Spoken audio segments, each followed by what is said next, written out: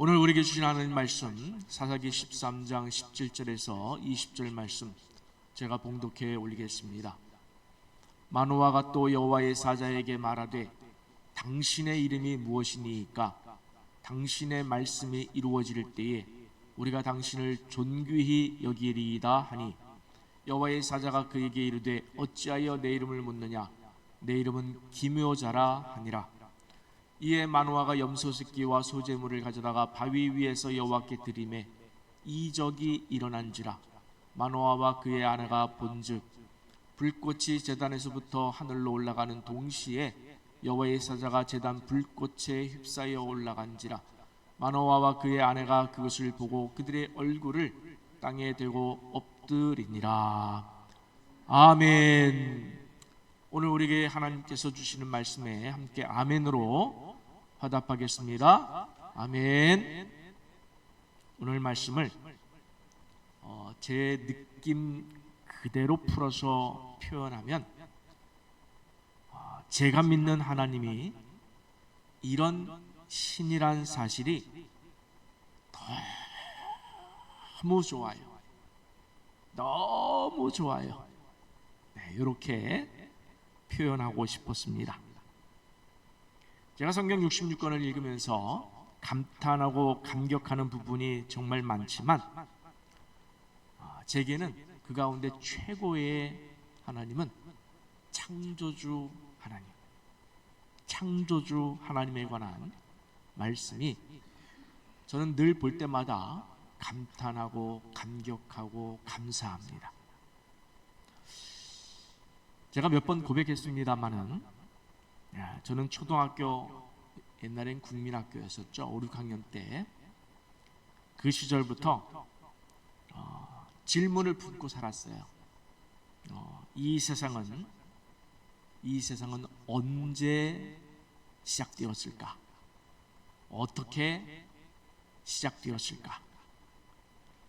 우리가 아는 이 지구와 또 우리 인간, 또 우리 모든 생물, 그리고 하늘의 수많은 우주의 별들, 이것이 존재하고 있는 것, 이 상태는 무엇일까? 내가 지금 사는 이 세상은 이게 도대체 뭘까? 그리고 내가 죽으면 나는 어떻게 되는 것일까? 등등의 이런 질문을 품고 살았습니다. 그러다가 중학교 2학년 때 교회에 처음 갔고 그때 창세기 1장 1절을 만났습니다. 태초에 하나님이 천지를 창조하셨다 라는 말씀을 처음 들었을 때 야, 그렇구나. 근데 그렇다면 그 하나님은 언제부터 계셨을까? 그러면 어떻게 존재하시는 것일까? 또 이런 질문이 제 안에 생겼습니다. 그리고 어느 날 출애굽기 3장 14절 말씀을 만났습니다. 하나님은 이렇게 말씀하셨습니다. 나는 스스로 있는 자니라.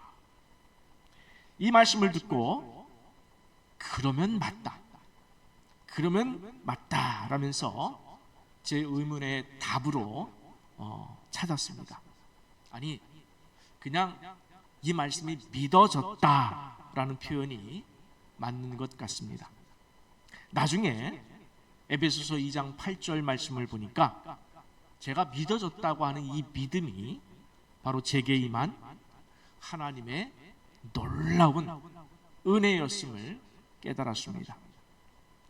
그 이후 성경에서 창조주 하나님, 절대 주권의 하나님에 대한 말씀을 만날 때마다 저는 정말 한마디로 정말 좋았습니다. 그리고 감격했고 기뻤고 또 어떻게 말로 다 형언할 수 없는, 표현할 수 없는 감사함이 날마다 넘쳐났습니다. 내가 믿고 있는 신, 내 인생 전부를 들여서 걸고 있는, 내 인생 전부를 걸고 믿고 전하고 있는 그 여호와 하나님이 이런 분이란 사실에 창조주 하나님이란 사실에 저는 늘 감격했습니다. 예를 들어서 여러분 잘 아시는 출애굽 때 하나님이 홍해를 가르신 장면을 설명하는 출애굽기 14장 21절 말씀을 보면서 저는 참 좋았어요. 이 말씀을 보면서도 감격했고 제 안에 넘치는 기쁨이 있었습니다. 우리 한번 같이 읽어볼까요? 시작. 이스라엘 자손이 바다 가운데를 육지로 걸어가고 물은 그들의 좌우에 벽이 되니. 그랬어요. 우리 아멘 합시다. 아멘. 여러분 안 좋으세요? 너무 좋아요. 홍해가 갈라졌는데 위에서 흐르던 물이 더 이상 흐르지 않고 한쪽 벽을 이루면서 쌓였다는 거예요. 그리고 내려가는 물은 내려가질 않고 그것도 쌓여서 벽을 이뤘다는 거예요. 그러니까 좌우에 벽이 되니. 여러분 상상해 보세요. 물이 좌우에 벽이 되니. 그랬어요. 지금 무슨 법칙이 깨졌습니까? 중력의 법칙이 깨진 거예요. 이 지역에.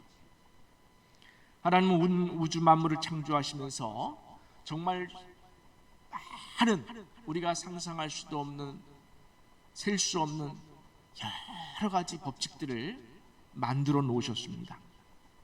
그 가운데 지구에는 중력의 법칙을 만드셨고, 여러분 우리 신체에도 어마어마한 법칙들이 만들어져 있는 거 아십니까? 응? 그래서 우리가 존재하고 살아가고 있는 거예요. 그 법칙 때문에. 예를 들어 가지고 눈에 보이지도 않는 남자의 정자와 여자의 난자가 만나면 어떻게 됩니까? 그 안에 심장이 생겨요. 심장이 생겨요. 그리고 딱딱한 뼈가 생겨요. 그리고 얼굴이 생기고, 그 얼굴에 눈이 생기고, 코가 생기고, 귀가 생기고, 입이 생기고, 호흡기가 생기고. 여러분 안 놀라시는데 신기하지 않으세요? 각종 몸에 장기가 생기고, 또 혈관이 모든 세포들에 다 뻗어나가서 피가 흐르고. 여러분 안 놀라시는 것 같은데 저는 생각만 해도 참 놀랍습니다. 신비하고 즐겁고 감격해요. 저는 이걸 생각하는 것을 참 좋아해요. 즐겁습니다. 그래서 창조주 하나님을 찬양하게 되고 경외하고 경배하고, 그 창조주 하나님을 생각하면 무조건 순종할 수밖에 없어요. 창조주 하나님을 생각하면 우리가 생각하는 불순종의 벽들이 다 허물어져요. 어떻게 그 하나님 앞에 내가 순종하지 않을 수 있겠어요? 어떻게 그런 하나님 앞에 이유를 따져 묻겠습니까? 다만 엎드릴 뿐이고 경외할 뿐이고 경배할 뿐이에요. 그런 심정이에요. 그런데 그 중력의 법칙이 무너진 것입니다. 중력의 법칙에 의해서 지구의 모든 물은 어디서부터 어디로 흐르죠? 위에서부터 아래로 흐르게 되어 있지 벽을 이루진 않습니다. 벽을 이루는 물 보셨어요? 없어요. 그런데 이 법칙이 일정 시간 무너져서 벽을 이뤘다고 하는 것은 뭘 말해주는 거냐면 하나님이 이 법칙 위에 계시다는 증거라는 사실이에요. 하나님이 이 법칙을 만드셨기 때문에 이 법칙을 잠시 허물 수 있으셨던 거예요. 또 지구가 태양을 1년에 한 바퀴씩 도는 것을 공전의 법칙이라고 합니다. 그리고 지구가 하루에 한 바퀴씩 도는 것을 자전의 법칙이라고 하는데, 이 법칙도 잠시 멈췄던 때가 있었습니다. 여호수아가 아모리 사람들과 전쟁할 때였습니다. 여호수아서 10장 13절 말씀 함께 읽습니다. 태양이 머물고 달이 멈추기를 백성이 그 대적에게 원수를 갚기까지 하였느니라. 야살의 책에 태양이 중천에 머물러서 거의 종일토록 속히 내려가지 아니하였다고 기록되지 아니하였느냐. 아멘. 자, 태양이 중천에 머물러서 얼마 동안요? 거의 종일토록, 하루, 거의 하루 가깝게 내려가지 않았다는 거예요. 붙잡혀 있다는 거예요. 돌지 않았다는 거예요. 운행되지 않았다는 거예요. 자, 두 번째로 히스기야 왕이 병들어서 죽게 되었을 때였습니다. 히스기야가 간절히 기도하니까 하나님께서 그의 생명을 15년을 연장시켜 주겠다는 약속의 말씀을 듣습니다. 그리고 그 증거를 보여주시는데, 그 증거가 뭐냐면 해, 시계, 이 그림자가 10도, 우리가 원을 계산하면 원은 360도예요. 그 가운데 10도를 뒤로 물러나게 한 사건입니다. 이사야 38장 8절 말씀에 나오는데 한번 같이 읽어보겠습니다. 보라, 아하스의 해시계에 나아갔던 해 그림자를 뒤로 10도를 물러나게 하리라 하셨다 하라 하시더니, 이에 해시계에 나아갔던 해의 그림자가 10도를 물러가니라. 그러니까 태양이 이쪽으로 가다가 10도 뒤로 갔다는 얘기예요. 자, 이러한 사실은 현대 천문학자들이 과학적으로 확인한 사건이었습니다. 미국의 우주계획 고문으로 일했던 해롤드 힐은 과학자들과 함께 이제 인공위성을 발사하기 위해서 태양과 달의 궤도를 계산했는데, 어느 정도로 계산했냐면 10만 년 전까지 소급해서 컴퓨터로 계산하는데, 이상하게 이게 중간에 꼭 하루 24시간이 비더랍니다. 모든 장비가 정상이었는데, 프로그램도 정상이었는데, 야, 어떻게 이런 일이 일어날 수 있을까 고민하는데, 옆에서 누군가 성경의 이야기를 했다고 합니다. 그래서 여호수아 때 거의 하루 종일 해가 내려가지 않았음을 주목하고 그때의 궤도를 계산해 봤어요. 그 시대에 멈췄던 궤도를 계산해 보니까 23시간 20분을 찾아냈어요. 23시간 20분 동안 태양과 지구가 멈췄다는 거예요. 나머지 40분은 어디 있을까 찾아봤더니 히스기야 때 해가 10도 뒤로 갔어요. 여러분, 이걸 계산하면은 40분이 나와요. 10도를 계산하면 40분이 나와요. 그래서 비었던 하루 24시간을 찾아냈습니다. 자, 우리가 과학을 성경의 증거로 삼는 일은 조심해야 되는 거예요. 굳이 우리가 성경을 증명하는데 과학의 힘을 빌릴 필요는 없습니다, 여러분. 오히려 성경의 창조는 과학으로 증명되어져야 되는 것이 아니라 거꾸로 이미 창조 질서와 원리가 이미 이 세상에 흘러가고 있어요.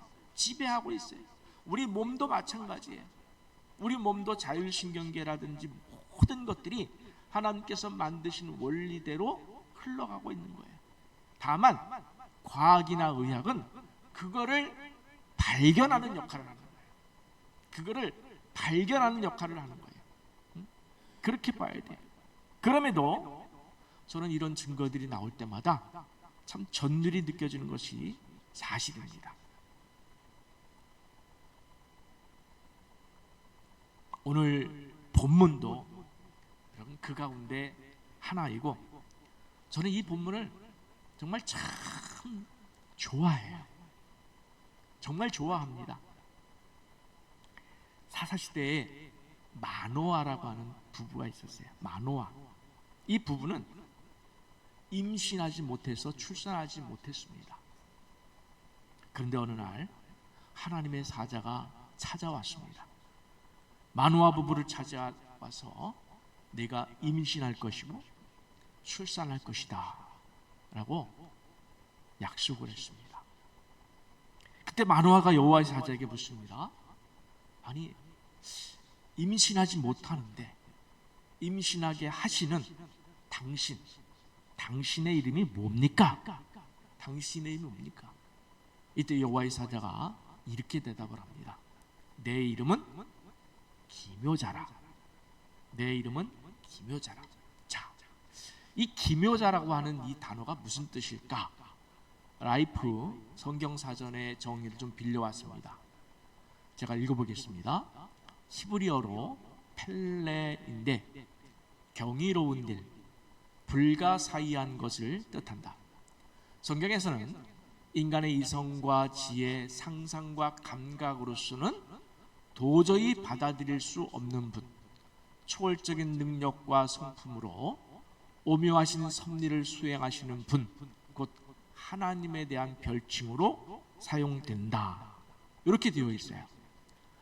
제가 좀 도움받고 싶은 것은 영어 성경 NIV 성경의 번역을 좀 봤습니다. 성경마다 다 찾아봤는데 NIV 성경을 보면서 제가 뒤집어졌어요. 자, 뭐라고 번역했냐면 It is beyond understanding. 영어를 모르시는 분 괜찮아요. 뭐라고 들었습니까? 이해를 뛰어넘는 분이다.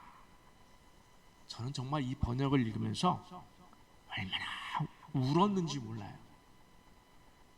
여러분에게는 목사님 이게 울릴 정도입니까? 라고 그렇게 물으실지 모르겠습니다만 제겐 정말 감격의 순간이었어요. 너무나 감격하는 순간이었어요. 내가 믿는 하나님이, 내가 믿는 하나님, 내 생명을 드리고 생애를 드리고 삶의 목적을 드린 그 하나님이 이런 분이라니, 아니 이런 분이어야 맞다. 하나님은 이런 분이어야 맞다. 내 상상으로도 도저히 도달할 수 없는 분, 인간의 능력으로는 결코 설명할 수 없고 접근할 수 없고 이해도 할 수 없는 분이어야 맞다. 이해를 뛰어넘는 분이어야 맞다. 절대 신이라면, 진짜 신이라면 그래야 맞다. 창조주라면 모든 피조물 세계의 저 바깥에서, 너머에서, 그 이상에서 계시는 분이어야 맞다. 아멘이십니까 여러분? 하나님은 그런 분이셔야 돼요. 창조주는 그런 분이셔야 돼요. 이 세상의 이유가 될 수 있는 분, 이 세상의 목적이 될 수 있는 분, 그분은 반드시 그런 분이셔야 돼요. 그래야 이해가 돼요. 그래야 맞아요. 저는 그 사실 앞에 얼마나 울었는지 몰라요. It is beyond understand. 이해를 뛰어넘는 분이다. 저는 정말 제가 믿는 하나님이 이런 분이라는 사실에 너무 좋고 기쁘고 행복하고 그분 앞에 엎드려 경외하고 싶은 마음은 내 인생을 지금 바로 살고 있다는 거예요. 여러분 신앙이 바로 되고 있다는 증거예요. 이런 분을 내가 경외하고 이런 분을 만나고 이런 분에게 여러분의 인생을 드리는 것, 그것이 틀리지 않았다는 증거이기도 합니다. 할렐루야. 여러분 만약에 하나님이, 생각해 보세요. 조금만 생각해 보세요. 우리가 이해할 수 있거나 우리가 상상할 수 있는 이 범위 안에 계신 신이라면 여러분 그분을 믿고 의지할 수 있나요? 의지할 필요가 있나요? 아니 그런 분에게 여러분 인생을 맡길 수 있나요? 그럴 수 없습니다. 우리 인간이, 여러분 생각해 보세요. 우리의 지혜로 도달할 수 있고 상상으로 만날 수 있고 다 측량할 수 있는 신이라면 그런 신은 믿을 필요가 없어요. 왜 그렇습니까?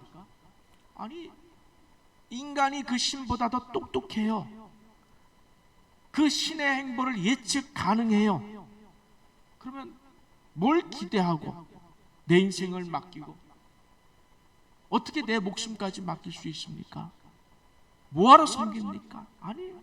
그런 신이라면 섬길 이유가 없어요. 내가 다 알 수 있는 신이라면, 내가 다 이해할 수 있는 신이라면 그건 섬길 필요가 없어요. 그런데 참으로 기가 막힌 사실은 그분 스스로 말씀하시기를 내 이름은, 그분의 이름은 기묘자라는 거예요. It is beyond understanding. 우리의 이해 그 바깥에 저 너머에 계신 측량할 수도 상상할 수도 없는 분이란 사실입니다. 얼마나 좋습니까? 전 너무 좋아요. 여러분, 중요한 것은 그 하나님이 오늘도 살아계시다는 거예요. 지금도 살아계시다는 사실입니다. 여러분, 살아계시다는 뜻이 무슨 뜻이냐면은 여호와 하나님은 독자적으로 움직이신다는 뜻이에요. 그 독자적으로 움직인다는 것이 또 무슨 뜻이냐면 하나님 스스로 뜻을 정하시고 그 뜻을 이루어내실 능력이 있으신 분이시고 세상 무엇에게도 방해받지 않으실 수 있는 분이라는 거예요. 잘 생각해 보세요. 만약에 절대 신이 어떤 무엇에 방해를 받거나 어떤 무엇에 영향을 받아서 그 신의 뜻이 바뀔 수 있다면 그건 신이 될 수가 없는 거예요. 신은 자기만의 절대적 선을 가지고 있어야 돼요. 자기만의 절대적 계획을 가지고 세상 누구도 바꿀 수 없는 그러한 계획과 뜻 속에서 진행하시는 거예요. 하나님이, 우리의 하나님이 그런 분이라는 거예요. 그게 지금도 살아계신 하나님이라는 뜻입니다. 할렐루야. 여러분, 이 말은 또 이런 뜻도 됩니다. 하나님은 사람과는 절대적으로 다르다라는 뜻도 돼요. 여러분, 하나님이 우리와 다르다는 것이 얼마나 큰 축복인지 알 수가 없어요. 자, 여러분, 사람은 어떻습니까? 일단 우선 사람의 최대 약점은 시간과 공간에 갇혀 있다는 거예요. 그렇죠? 여러분, 사람은 시간에 갇혀 있어요. 그래서 미래의 시간은 단 1초 후에 일을 알 수가 있습니까? 없습니까? 없어요. 1초, 뭐 하루가 아니라 1초 후의 일도 우리는 알 수가 없어요. 그게 시간에 갇혀 있기 때문에 그래요. 두 번째로 사람은 또 공간에 갇혀 있어요. 우리가 여기서 모여서 예배를 드리지만 이 바깥에 지금 이 일이 바깥에서 무슨 일이 생기는지 아세요, 여러분? 몰라요. 공간에 갇혀 있기 때문에 그래요. 또 사람은 바로 옆 사람의 마음도 몰라요. 함께 살고 있는 배우자의 마음을 아시는 분 계세요? 배우자의 마음 몰라요. 몰라요. 그러나 하나님은 다 아십니다. 하나님은 다 아십니다. 우리의 미래를 아시고 저 너머에서 일어나는 일도 다 아시고 옆에 사람의 마음도 아시고 하나님은 우리의 마음도 아시고 다 아십니다. 그래서 우리 인생의 생사화복을 하나님의 뜻대로 계획하시고 그 계획을 이루시기 위해서 섭리하시고, 섭리한다는 말은 만지시고 이루신다는 뜻이에요. 그래서 성취하실 수 있는 것입니다. 그래서 이사야 선지자는 이런 하나님에 대해서 이사야 55장 6절에서 우리에게 이런 너무도 큰 축복의 말씀을 하십니다. 시작. 너희는 여호와를 만날 만한 때에 어떻게 찾으라. 가까이 계실 때에 그를 부르라. 여러분, 우리 인생을 살면서 이 말씀이 있다는 것은 너무 큰 축복이에요. 너희가 궁핍하여 어려울 때마다 하나님을 찾고 부르라 기도하라는 거예요. 그 기도의 통로를 열어주신 거예요. 그리고 이 말씀을 주셨습니다. 8절부터 9절에 시작. 이는 내 생각이 너희의 생각과 어떻게 했나? 다르다. 내 길은 너희의 길과 어떻게 했나? 다름이니라. 여호와의 말씀이니라. 이는 하늘이 땅보다 높음 같이 내 길은 너희의 길보다 높으며 내 생각은 너희의 생각보다 높음이니라. 할렐루야. 여러분, 이건 대단히 기뻐할 말씀이에요. 전 정말 이 말씀을 사랑하고 경외합니다. 하나님의 생각은 우리의 생각과 달라요. 여러분, 이 다르다는 이 다름이 우리에게 얼마나 큰 축복인지 알 수 있어야 돼요. 하나님의 길과 방법도 우리와 다르답니다.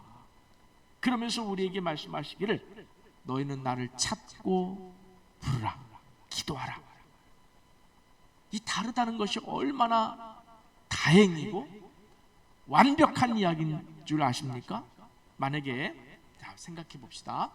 하나님이 우리의 생각과 같고 우리의 길과 방법과 같다면 여러분, 어떤 일이 생길까요? 우리가 우리 인생에서 겪는 어려움 앞에 답답할 때 그럼 하나님도 어떻다는 거예요? 우리의 인생길 앞에서 우리가 인생에 막혀 답이 없을 때 하나님도 답이 없다는 얘기예요. 하나님도 답이 없는데 뭐하러 찾고 부릅니까? 뭐하러 기도합니까? 기도할 필요가 없어요. 하나님도 답이 없는데. 그런데 다행히도 하나님께서 우리와 다르다고 말씀하십니다. 난 너와 다르다. 난 너와 다른데 얼마나 다르냐? 얼마나 다르다고 했어요? 우리 인생의 문제를 푸는 방법이 하늘이 땅보다 높음 같이 많다라고 하십니다. 할렐루야. 그러니 그 많은 방법을 가지고 있는 나를 찾고 부르라, 기도하라 하실만하지 않겠습니까? 쉬지 말고 기도하라 하실만하지 않겠습니까? 여러분 성경을 꼭 읽으세요. 많이 읽으세요. 우리 성경을 쓰시는 분들도 있고 지금 읽고 계신 분도 계시지만 성경을 읽고 쓸 때마다 발견하는 그 보석과 같은 그 말씀들을 보석처럼 느낄 때 얼마나 행복한지 몰라요. 제가 캐나다에서 머물 때 이제 기도원에 가서 금식 기도를 하는데 금식 기도할 때 그 산속에서 했어요. 근데 한 번은 이렇게 나와서 보는데 여러분 그 소나무 밑에 솔잎이 그냥 계속 쌓인 거예요.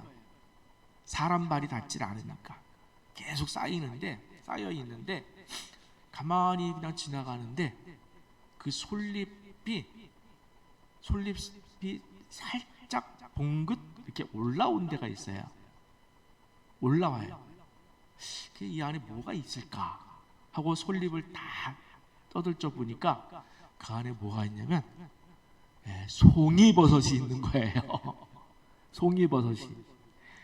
야, 그 귀한다고 하는 송이버섯이 있는 거예요. 그리고 나서 이렇게 보는데 여기도 봉긋, 저기도 봉긋, 여기도 캐고, 저기도 캐고, 여기도 있네, 저기도 있네 하면서 캐기 시작하는데 한꺼번에 정말 이만큼 캤어요. 그 원장님한테 갖다 드렸어요. 원장님한테 금식하는 사람 보식할 때 쓰시라고. 그랬더니 원장님이 놀라시는 거예요. 아니 목사님, 제가 거기를 하루에 7바퀴씩 돕니다.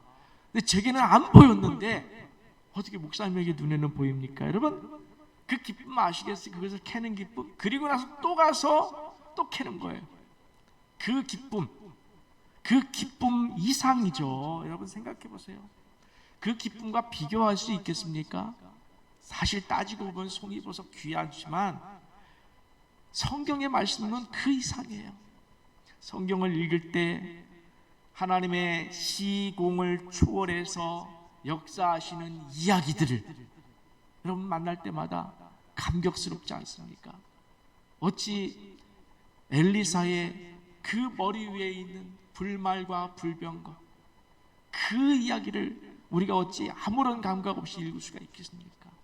감격하고 정말 감동할 일 아닙니까? 생각해 보십시오. 여러분, 태어나자마자 나일강에 버려졌던 모세가 바로의 궁전에서 자랐어요. 40세에 자기 민족을 박해하던 애굽 사람을 죽였습니다. 그 길로 미디안 광야로 도망쳤어요. 그리고 40년이 지났을 때 하나님께서 그를 부르셨습니다. 이제 내가 너를 바로에게 보내어 너에게 내 백성 이스라엘 자손을 애굽에서 인도하여 내리라 내게 하리라. 저는 이 장면을 굉장히 좋아합니다. 여러분, 아브라함의 후손인 히브리인들이 지금 어떤 처지에 놓여 있습니까? 하나님께서 모세를 부르실 때 애굽에 있었던 히브리인들, 아브라함의 후손들이 어떤 처지에 놓여 있습니까? 애굽 사람들의 종이 되어서 온갖 학대를 받고 그 너무 견딜 수 없어서 부르짖고 있었다고 그랬어요. 부르짖고 있었어요. 그런데 그 사람들 눈에는, 그 사람들 생각에는 그 학대에서 벗어날 수 있는 길이 보입니까? 안 보입니까? 안 보여요. 벗어날 가능성이 1%도 안 보여요. 그렇잖아요. 안 보여요. 완전히 암흑 가운데 있는 거예요. 절망 가운데 있는 거예요. 그런데 바로 그 시간에 하나님은 저 멀리 미디안 광야에서 그들을 구원하실 일을 진행하시고 계시다는 사실이라는 거예요. 어떻게 했습니까?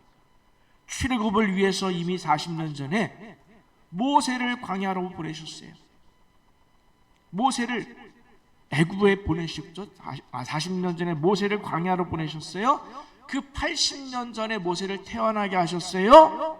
아니, 430년 전에, 잘 들어보세요, 430년 전에 이미 아브라함에게 하신 약속에서부터 출애굽의 이야기는 시작되고 있다는 거예요. 이스라엘 백성들이 고생하기 전부터, 애굽에 내려가기 전부터 이미 이 일은 하나님이 계획하시고 이루실 일이라는 사실입니다. 창세기 15장 13절 14절 제가 읽어보겠습니다. 여호와께서 아브라함에게 이르시되 너는 반드시 알라. 내 자손이 이방에서 객이 되어, 이방에서 객이 된다는 것은 애굽에서 객이 된다는 뜻이에요. 그들을 섬기게, 그들의 종이 된다는 거예요. 그들은 몇 년 동안? 400년 동안 네 자손을 어떻게?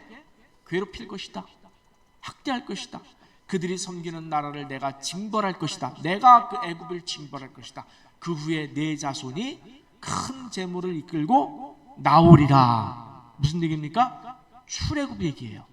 이걸 누구한테 한 얘기예요? 430년에 누구한테 한 얘기예요? 아브라함한테 한 얘기예요. 이들이 태어나기도 전에, 모세가 태어나기도 전에. 여러분, 전율이 흐르지 않습니까? 훨씬 더 텀이 넓은 이야기가 뭐냐면 처녀가 잉태하여 아들을 낳을 것이라는 얘기예요. 처녀가 잉태하여 아들을 낳을 것은 무슨 얘기입니까? 예수님의 탄생의 이야기인데, 이 이야기가 이미 700년 전에 아하스 왕에게 주신 약속이라는 거예요. 이사야서 7장에서 700년 전에 이 이야기가 나와요. 처녀가 잉태하여 아들을 낳을 것이다. 아니, 이미 태초에 여자의 후손이 뱀의 머리를 상하게 할 것이라. 누구한테 준 말씀이죠? 아담에게 준 말씀이에요. 근데 이 말씀, 이것이 뭐냐? 여자의 후손은 누굴 얘기합니까? 예수님을 말씀하십니다. 이미 아담에게 주신 약속 가운데 누가 나와요? 예수님의 탄생이 나와요. 무슨 말씀입니까? 하나님은 그 약속을 100% 지키신다는데, 여러분, 전율이 느껴지지 않습니까? 하나님이 정하시면 그 시기가 몇천 년이 흘러가도 반드시 때가 되면 이루실 하나님이신 줄 믿습니다. 그분은 절대자이십니다. 그분은 우리의 상상 너머에 계신 분이십니다. 우리의 이해 너머에 계신 분이에요. 내 인생은 100년이란 건 짧아요. 아무것도 아닐 수 있어요. 그러나 하나님의 역사는 계속해서 진행 중임을 믿습니다. 여러분, 우리 하나님이 지금도 살아계시다는데 감격하시기 바랍니다. 지금도 하나님은 우리의 계획이 아니라 당신의 계획, 당신의 계획대로 일하십니다. 우리의 상상 너머에서, 우리의 이해 너머에서, 우리의 시간과 공간을 초월해서, 심지어 필요하면 여러분 지구 저 반대편에서 사람을 보내어서 여러분의 인생을 도우실 하나님이심을 믿으시기 바랍니다. 필요하면 그 사람을 만나게 하셔서 내가 그 사람을 도우게 할 수도 있는 하나님이세요. 그러니 여러분, 인생, 남은 인생 살아가면서 우리에게 숙제가 있다고 말씀드렸습니다. 전에 우리는 남은 인생, 오늘 이후 어떻게 살아야 할 것이냐는 숙제 앞에 서 있습니다. 내일의 인생에 대해서 여러분 염려하지 않으셔도 돼요. 두려워하지 마십시오. 이미 내일에 가 계신 하나님이 계십니다. 이미 내년에 가 계신 하나님입니다. 이미 내 인생 끝에 가 계신 하나님이신 줄 믿으시기 바랍니다. 하나님은 내 인생 끝을 아십니다. 그 하나님께서 오늘을 나를 주관하시고 인도하신 하나님이신 줄 믿으시기 바랍니다. 그분이 말씀하십니다. 우리를 지목하여 부르십니다. 넌 내 것이다 선포하신 이상 여러분의 인생은 창조주 하나님께서 책임져 주실 줄 믿으시기 바랍니다. 진정으로 우리 하나님, 내 하나님, 여러분이 믿으시는 하나님, 그 하나님은 It is beyond understanding, 우리 이해를 뛰어넘는 분이심을 믿고 오늘도 그 하나님만 의지하며 남은 생애를 감사와 감격으로 여러분 기대하세요. 내일은 하나님이 뭘 준비해 오셨을까? 내년에는 나를 위해서 뭘 계획하시고 계실까? 그 기대감 속에서 살아가시는, 그래서 하나님을 찬양하고 경외하고 경배하시는 여러분의 남은 생애가 되시기를 간절히 축원합니다. 아멘.